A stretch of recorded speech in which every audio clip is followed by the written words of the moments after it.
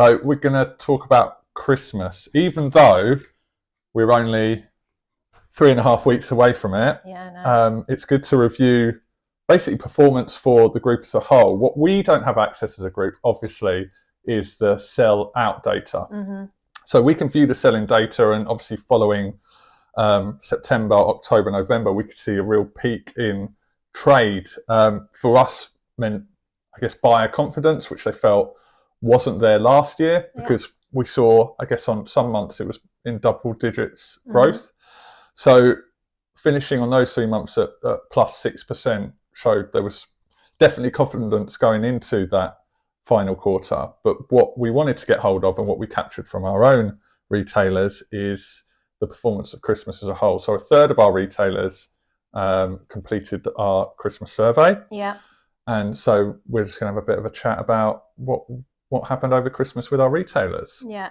I love getting these surveys back in. It's always really interesting to see how retailers have performed, what categories have performed better, and obviously really positive from the majority of retailers reporting that they had a good, strong quarter, or golden quarter, should we say.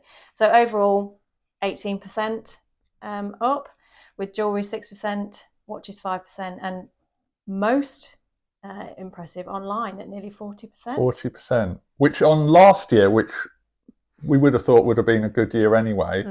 Looking at it this year, and we'll look at the factors that are involved in that, but that's a huge number to be looking at. And this is a cross-section of our retailers, so it's not just necessarily those who are particularly digitally savvy, but it's that switch, and that percentage will probably reflect more on those who have taken it on in the last year or the last few months, so they've seen that change in it. So, and interestingly as well, that doesn't include Black Friday. Does it include Black Friday? It's not got November's figures in there. Oh, but that fell a week later, so that will include Black Friday. Yeah. And of course, the average spend has increased from 2023 as well. So 387 was the average spend versus 366 in 2023. It's still a considerable jump. I mean, you take into the factors of the increase in price across the board, gold in particular, that we've seen. But I think from our perspective, it still shows that jewellery and watches is a resilient industry in the face of what is a tough climate out there. Yeah, definitely. And then I guess from our point of view, overall, at 20%, it's still staggering numbers. And as I say, it is a cross-section of our retailers, and hopefully reflects the majority of them. I think 70% reported being up in that period. And I guess the benefit from us is seeing the reasons why that was so successful for them, and how we can support those who want to see the same numbers next year in the golden quarter, or running through the next financial quarter and onwards. Yeah, I agree. And I think next year as well, or for 2025, it'd be interesting to see the kind of demographics that are shopping both in store and online from a survey perspective, because we knew that going into this quarter, consumers said that they would either spend the same, or the younger demographics said that they would spend the same or spend that little bit more. So is it the younger demographics that have gone in and spent more, or is it the older demographics? It'd be really interesting, I think, to see what demographic is driving that potential additional spend. Absolutely, to get that breakdown. And I guess that's something we can look into from a survey point of view, and really drill down into the granular data of what we want to know. So let's just look at those negative factors that are at play, and how, I guess, some of those retailers combated those. So weather, always a massive factor. If it's great, it's great. If it's not, which we should expect living in the UK and Ireland. So weather was a factor. It was, yeah. And at the seminar that we ran at the autumn trade event, I spoke about weather for last year. And in September to December last year, there were 7 storms in the UK, as well as rail strikes. So it's really important that we have an omni-channel approach to retail, because it will alleviate some of those pressures from relying on your bricks and mortar when you're faced with bad weather in the UK. Yeah. I think one of the points as well that was made in one of the seminars there was about making sure your business reflects what you do in store online. Absolutely. And even in those periods, it may just be if they're aware of you in the town that they're in, and that they're focused on shopping in store, because jewellery, especially with those more expensive pieces, is still going to want to be a hands-on purchase. Yeah.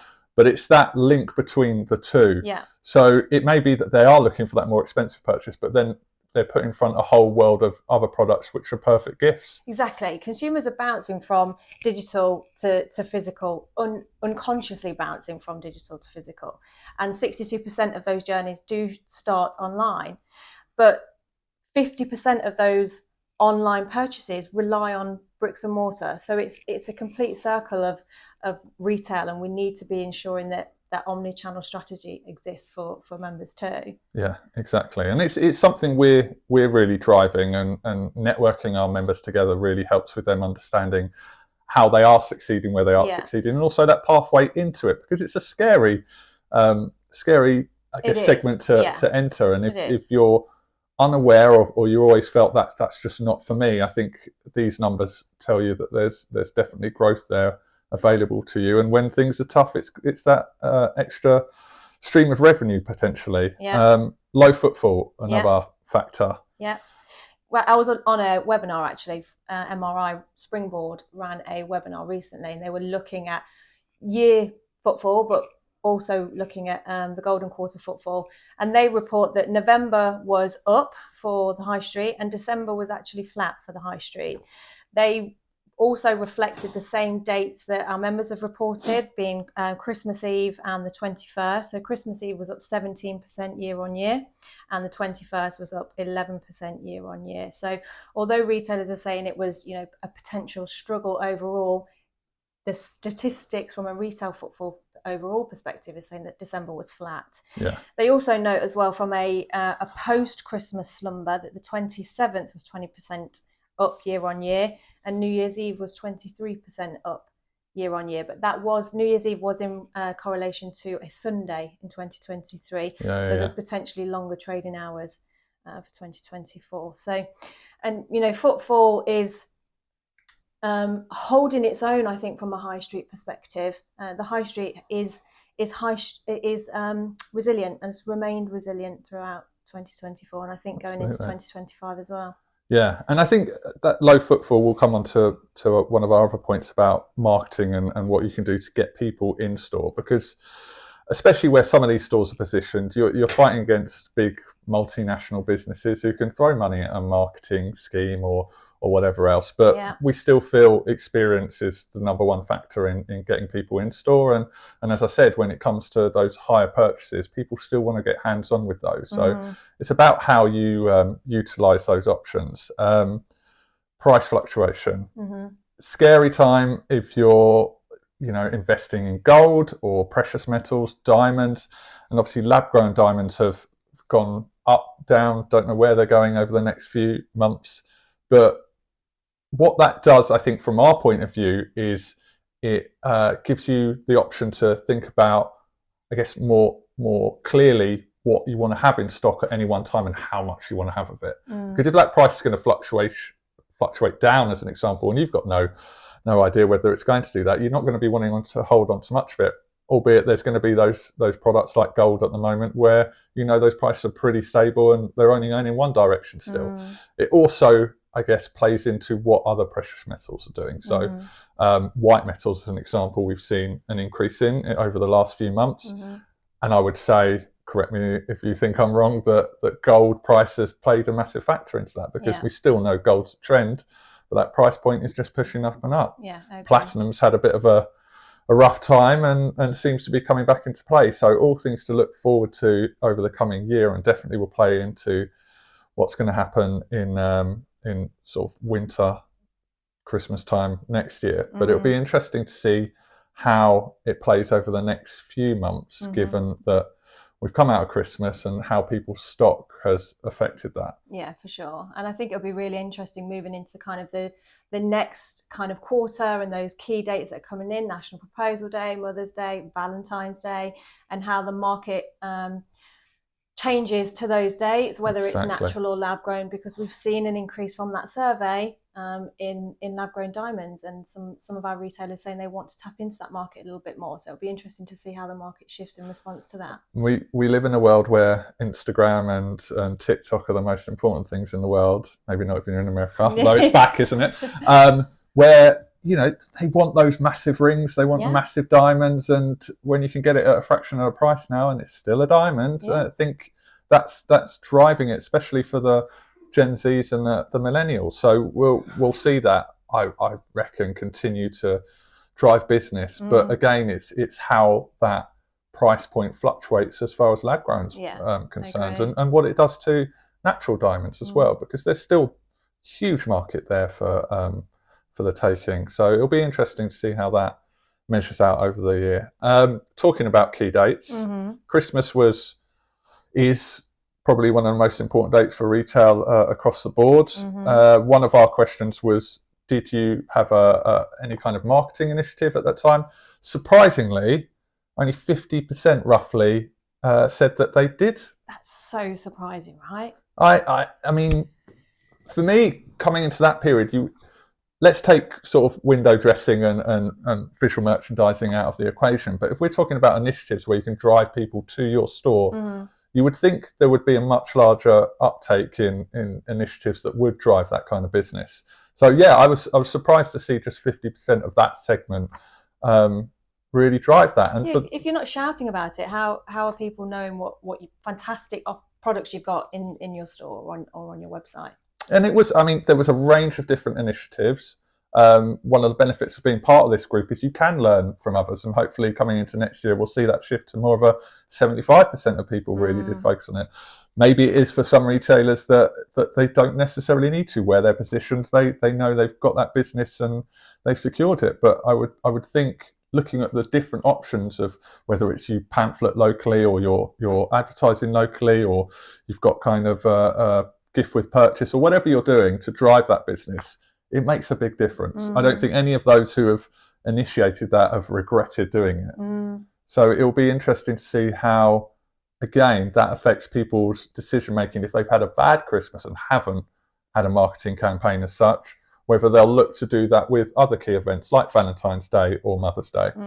So, do you think retailers are hesitant to implement specific marketing campaigns because they can't measure the return on investment for it? It's absolutely a factor. Yeah.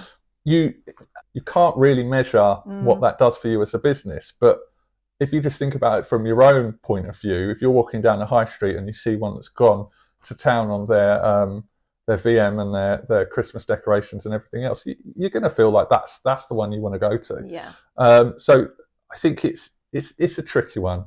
You can't always quantify these measures, and I think sometimes it's a bit of a gut feeling, or sometimes it's a bit of feedback from the general public. But you've got to grab the bull by the horns, I think, and go with it at key periods like this. And it's not always an expensive thing to do. We've got a few suppliers within the CMJ that can support with those initiatives as well.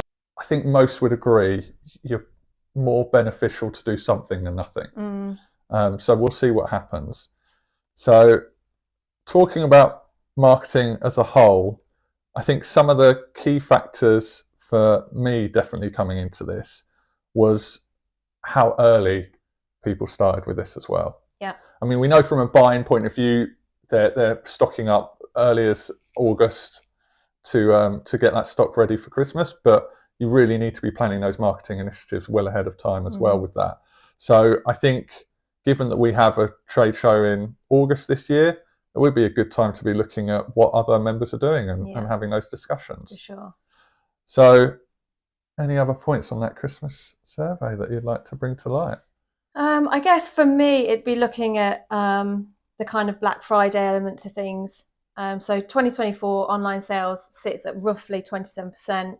For Black Friday, online sales were at 30%. So that's around kind of the pandemic levels that we saw. We know that Christmas shopping starts earlier and it's spread across longer periods. And like we've said, we'll look to also include November moving forward. I think for me, it's looking for retailers to look at for ways to improve or, progress their businesses, which are relatively low investment, but potentially high return on investment. So things like your social commerce or, TikTok, for example, like we've said, it's still available here. They have the kind of live shopping element to it, which opens up that kind of new revenue stream for retailers that they might not have tapped into yet.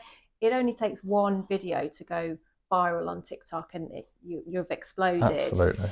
I was again on a webinar the other day, and a chap, Richard Lim from Retail Economics, was talking about the beauty industry. Yeah. And he said if you added up all of the sales from TikTok Shop for the beauty industry, it would be the second largest retailer in the UK.